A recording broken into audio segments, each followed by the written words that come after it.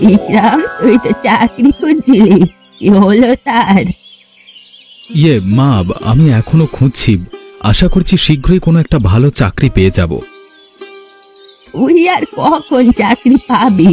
তোর বউ রোজ এসে আমায় বলে তুই কোনো কাজকর্ম করিস না। মা হয়ে এসব শুনতে ভালো লাগে? কার থেকে কি আশা করছো মা?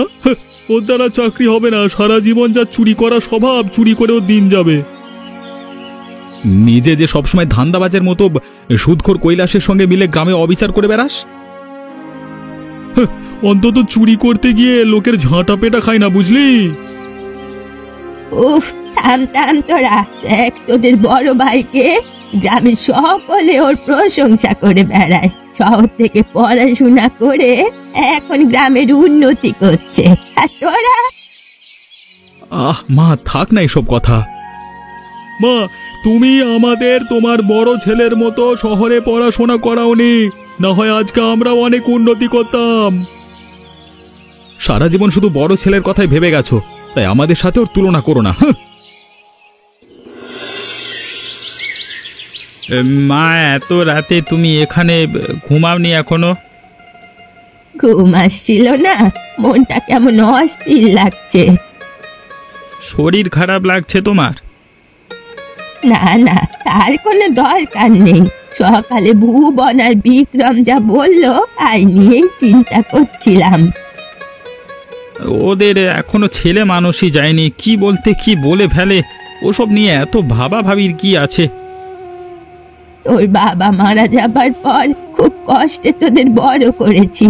তুই পড়াশোনায় ভালো ছিলি, তাই তোকে শহরে পাঠিয়েছিলাম। ভুবন আর বিক্রমের পড়াশোনায় তেমন মন ছিল না। ভুবন তো তাও কোনো মতে পরীক্ষায় পাশ করে যেত, কিন্তু বিক্রমের তো 3-4 বিষয় ফেল। এজন্যেই ওদের আর শহরে পাঠাইনি, কিন্তু এখন মনে হচ্ছে খুব ভুল করেছি। ওদের শহরে পড়াশোনা করানো উচিত ছিল।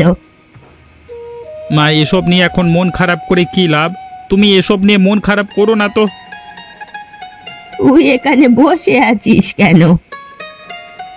আমি একটা বিষয় ভাবছিলাম মা। কি বিষয়? গ্রামে মেয়েদের পড়াশোনার ভালো ব্যবস্থা নেই, তাই চাচ্ছি মেয়েদের জন্য আমি একটা স্কুল প্রতিষ্ঠা করব। খুব অসাধারণ চিন্তা। এতে করে গ্রামের মেয়েরা শিক্ষার আলোয় আলোকিত হবে। দেখি আরো কয়েকজনের সাথে এ বিষয়ে কথা বলবো। তুমি নদীর যাতায়াতের জন্য শহর থেকে জাহাজ আনছো? হ্যাঁ, নদীটা পার হতে মানুষগুলোর এত কষ্ট হয়, বুঝলে? তাই একটা ছোট জাহাজ এখানে আনাতে পারলে একেবারে 40-50 জন মানুষ তাতে করে নদীর ওপার যেতে পারবে। তারা কি এই টাকা দিয়ে ওই জাহাজে উঠবে, নাকি কোনো টাকা ছাড়াই? পাগল হলে গিন্নি, লোকের উপকারের জন্য আমি জাহাজ আনানোর ব্যবস্থা করেছি, আর তার বিনিময়ে টাকা নেব। পাগল আমি হইনি, পাগল হয়েছ তুমি। এতগুলো টাকা খরচ করে শহর থেকে জাহাজ এনে বিনি পয়সায় তাদের নদী পার করাবে। লীলা, আমি এই গ্রামের সবচেয়ে উচ্চ শিক্ষিত ব্যক্তি। আমি যদি এই গ্রামের উন্নয়নের কথা না ভাবি তো কে ভাববে?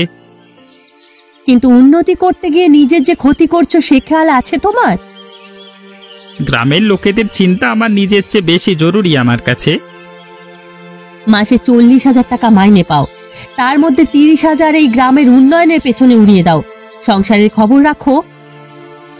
দেখো, বিয়ের সময় তুমি জানতে আমি লোকের উপকার করতে ভালোবাসি, জেনে শুনে আমি আমায় বিয়ে করেছো। এখন এভাবেই থাকতে হবে? ঘাট হয়েছে। আমার সবচেয়ে বড় ভুল হলো তোমার বিয়ে করা।